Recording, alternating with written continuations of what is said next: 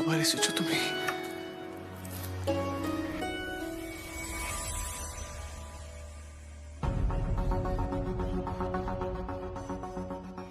তুমি কি হয়েছে ভাবি? তোমার চোখে জল কেন? কি হয়েছে? এই তো আমি তোমার কাছে আছি, তোমার পাশে আছি। আমি কখনো তোমায় ছেড়ে যাব না। আমি জানি অপু তোমায় ছেড়ে চলে গেছে বলে তুমি খুব কষ্ট পাচ্ছ। আমি কিন্তু তোমায় কখনো ছেড়ে যাব না। আমি সারা জীবন তোমার সাথে থাকবো, তোমার পাশে থাকবো।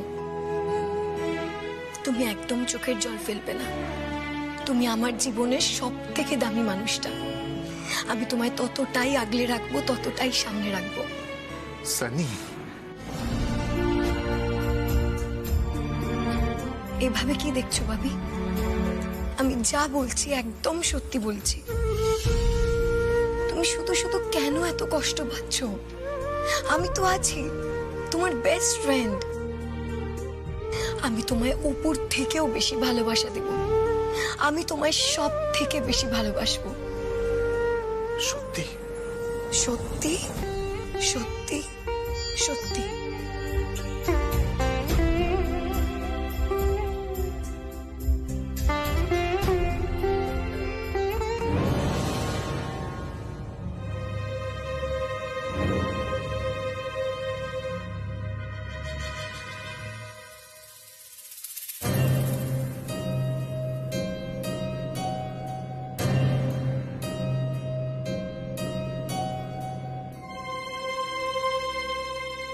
আমি জানতাম ভাবি, ওই অপুকে একবার সরিয়ে দিতে পারলেই তুমি আমার হয়ে যাবে। আমার আমার আমার, একদম আমার। আজকের পর আমি তোমাকে আঁকড়ে বাঁচবো, শুধুমাত্র তোমাকে আঁকড়ে বাঁচবো।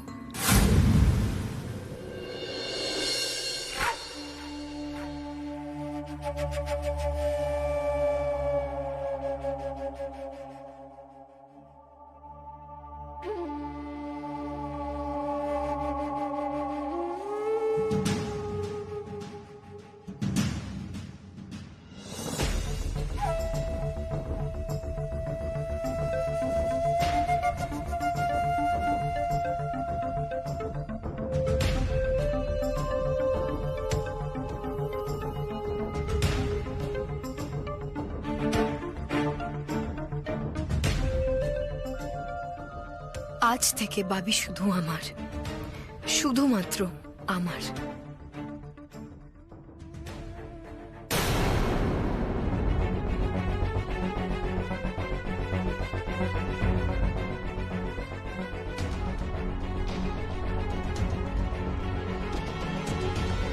তুমি এ ঘরে?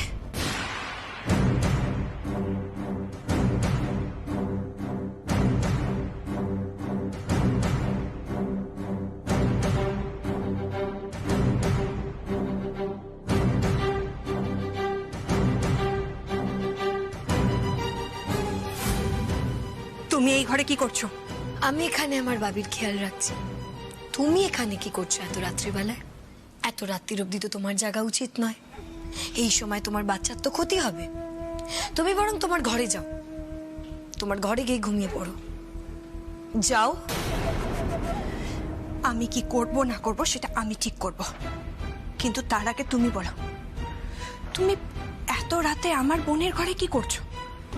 আমার বোনের খাটে বসে, আমার বোনের স্বামীর পাশে বসে তুমি কি করছো? তোমার বোন তো এখন আর নেই, আর সেই সুযোগেই তুমি এই ঘরে ঢুকে পড়লে। রাস্তাটা পরিষ্কার হয়ে গেল বুঝি?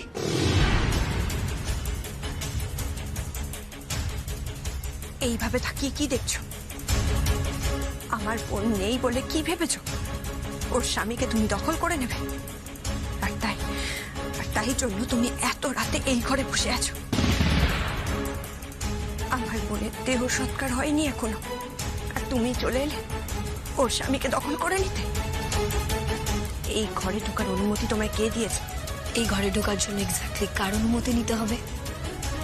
তোমার বোনের? তোমার বোন তো মরে ভূত হয়ে গেছে, তাহলে কার অনুমতি?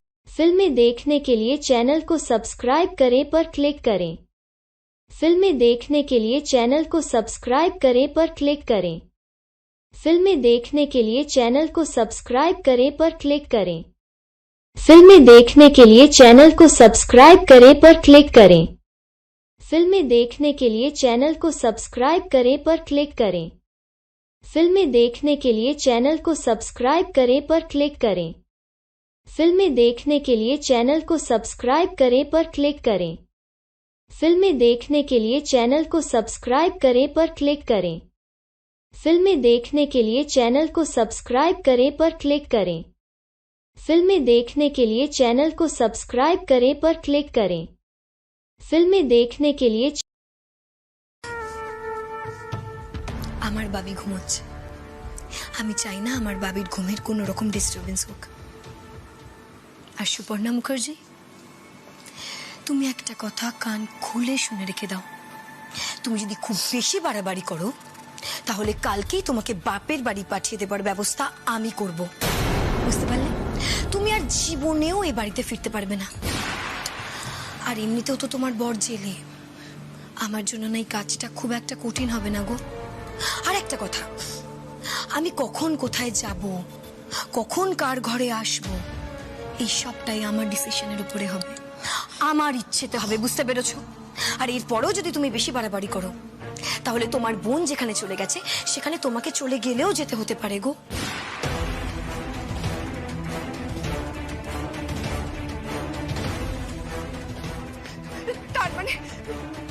তার মানে তুমি অপুকে হতেই পারে। শোনো, অপু পাস্ট মানে অতীত। এ বাড়িতে আজকের পর থেকে কেউ আর অপুর নাম নেবে না, কেউ না। কারণ বাবি অপুর নাম শুনলেই খুব কষ্ট পায়। আর আমি বাবির কষ্ট কিছুতেই সহ্য করতে পারি না, কিছুতেই না।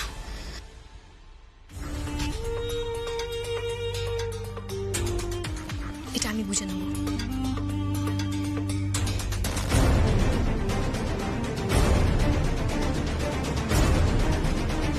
Get out.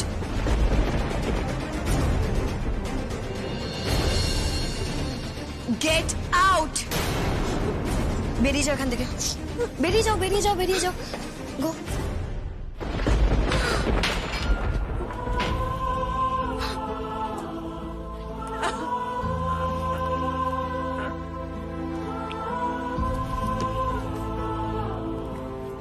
কেন অপু, কেন তুই চলে গেলি বলতো? কেন সানির সাথে লড়ে তুই জিততে পারলি না? তোর এই দিদি ভাই যে খুব দুর্বল, তুই তো জানিস। বল, তুই তো জানিস যে তোকে ছাড়া আমি কিচ্ছু করতে পারি না, কিচ্ছু করতে পারি না আমি তোকে ছাড়া। কিন্তু না, আর না, আমি যতই দুর্বল হই না কেন, আমার বোনের জায়গা আমি সানিকে এইভাবে কেড়ে নিতে দেব না, দেব না অপু। আমি কিছুতেই তোর জায়গাটা সানিকে কেড়ে নিতে দেব না। অপু, ফিরে আয় অপু,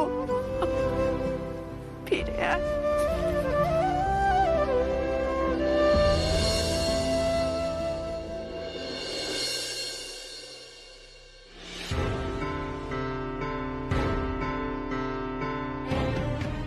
বর্দা ভাই আর বড় বৌদির ছেলেকে যে টিউটর পড়াতে আসতো তাকে ফোন করে না করে দেয়া হয়েছে তো, মানে তাকে বলে দেয়া হয়েছে তো, সেজন্য বাড়িতে ফোন করে জানিয়ে দেয় সে আর পড়াতে যেতে পারবে না। আগে হ্যাঁ, বলে দেওয়া হয়েছে। তাহলে এবার রনির জন্য একজন প্রাইভেট টিউটর লাগবে, আর ওকে তো যে সে টিচার পড়াতে পারবে না, কারণ রনি খুব দুষ্টু। ওর জন্য এমন কোনো টিচার লাগবে যার কথাও শুনবে, যাকেও মানবে, আর সেটা আমি হব। আমি পড়াবো রনিকে। কিন্তু কি করে ম্যাডাম? আপনি এইভাবে তো ওখানে যেতে পারবেন না। প্রয়োজনে আমি ছদ্মবেশে যাব। কিন্তু দুম করে আপনি ও বাড়িতে পড়াতে ঢুকবেন কেমন করে ম্যাডাম? বর্দা ভাই যে এজেন্সি থেকে প্রাইভেট টিউটর রাখে রনির জন্য, সেখানকার মালিক আমার পূর্ব পরিচিত। আমি ওনাকে ফোন করে দিয়েছি। আমি বলেছি যে বর্দা ভাই যখনই প্রাইভেট টিচারের খোঁজ করবে তারা যেন আমাকে ফোন করে, তখন আমি চলে যাব। কিন্তু ম্যাডাম, আপনি এইভাবে যাবেন কেমন করে? ওই যে বললাম, ছদ্মবেশে যাব। লিস্টটা আপনি নিন। এখানে কয়েকটা জিনিসের নাম লেখা আছে, আমাকে সেগুলো একটু কিনে এনে দিন। Okay madam. Thank you so much Arabinda babu. আমাকে ধন্যবাদ জানিয়ে ছোট করবেন না ম্যাডাম। বিডিও হয়ে আপনি যে আমার উপকার করেছিলেন, আপনি না থাকলে আমার 19 বছরের ছেলেটাকে হয়তো আমি বাঁচাতে পারতাম না। ওর চিকিৎসার ব্যবস্থা করেছিলেন। ন্যায়ের জন্য আপনি লড়াই করছেন, তাই তো নিজেকে মৃত বলে প্রমাণ করেছেন। আর আমি আপনার পাশে দাঁড়াবো না। আসছি ম্যাডাম।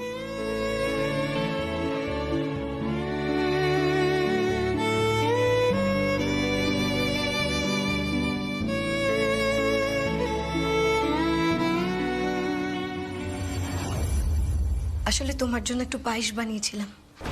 পুলিশে যখন ধরিয়েই দেবে তার আগে আমার হাতে 1 চামচ পায়েস খেয়েই যাও প্লিজ। মুখের সামনে অন্ন ধরলে এইভাবে না করতে নেই। আর এটা তো পরমান্ন পায়েস, এভাবে ফিরিয়ে দিলে ভগবানও কষ্ট পান। খাও প্লিজ।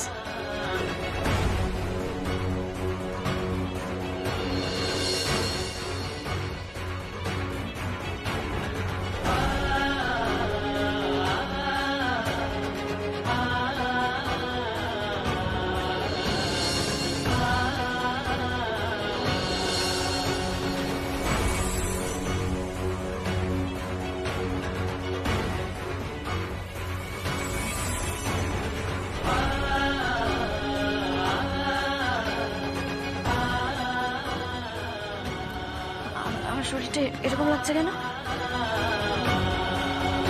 কি হয়েছে অপু? কষ্ট হচ্ছে? আমি সানি, সুনয়না ওরফে রুবিনা মালিক। আমি বাবিকে সত্যিই ভালোবাসি, আর তার সাথে নেশার ওষুধের ব্যবসাও করি। খুব তাড়াতাড়ি পুলিশ তোমাকে অ্যারেস্ট করে টানতে টানতে নিয়ে যাবে। তোমার দিন শেষ হয়ে গেছে রুবিনা মালিক, শেষ হয়ে গেছে। ফোনের কথা হচ্ছে না, কি করবে মানে? তুমি একটা কথা শোনো, রনির প্রাইভেট টিউটর বলেছে উনি আর পড়াতে পারবে না রনিকে। সেই খবরটা তুমি আমাকে এখন দিচ্ছ?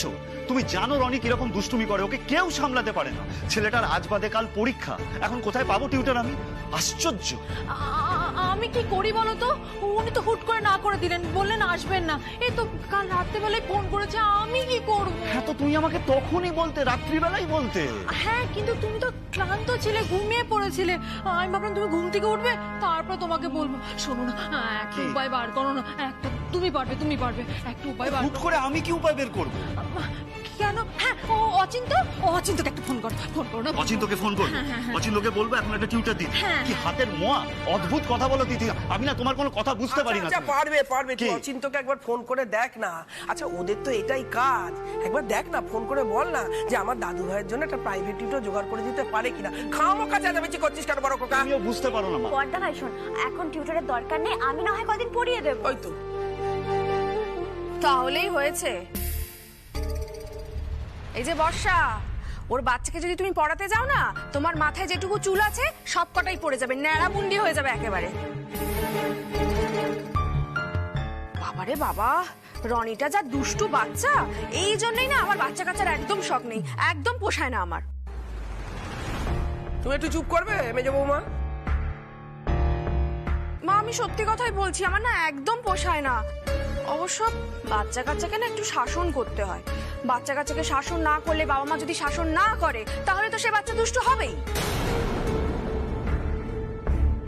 ও তাই তো ঠিকই তো। হ্যাঁ গো, বাচ্চাকে শাসন মানে তুমি কি বোঝো? মানে মেরে ধরে বাচ্চাকে শাসন করতে হবে? না, ঘটে তো বুদ্ধি কিছু নেই। বাচ্চাদেরকে আদর করে কোলে নিয়ে তবে তাদেরকে শাসন করতে হয়, বোঝাতে হয়। কিছু জানো না, ফট করে একটা কথা বলে দাও। বড় খোকা, তুই কারোর কথা শুনিস না, তুই ফোন করতে অচিন্ত ব্যবস্থা করবে। দেখ অচিন্ত কি, আমি না বুঝতে পারছি না। দেখ না করে দেখ না। দাঁড়া দেখছি আমি। সত্য সব ঝামেলা।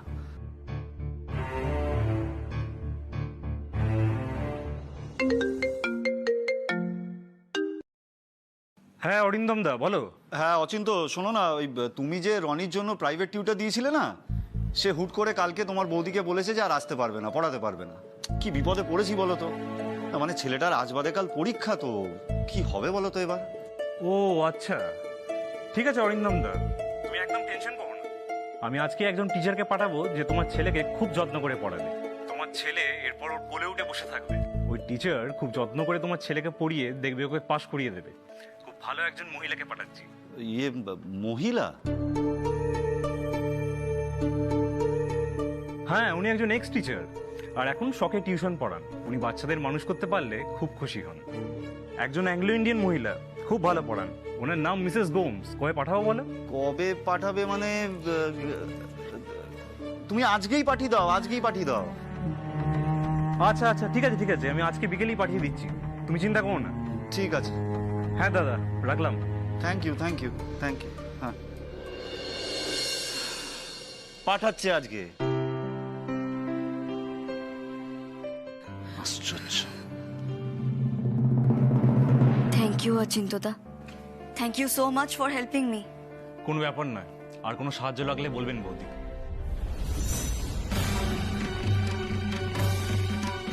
আজ থেকে আমার নতুন যাত্রা শুরু। আমি আসছি, তৈরি থেকো সানি।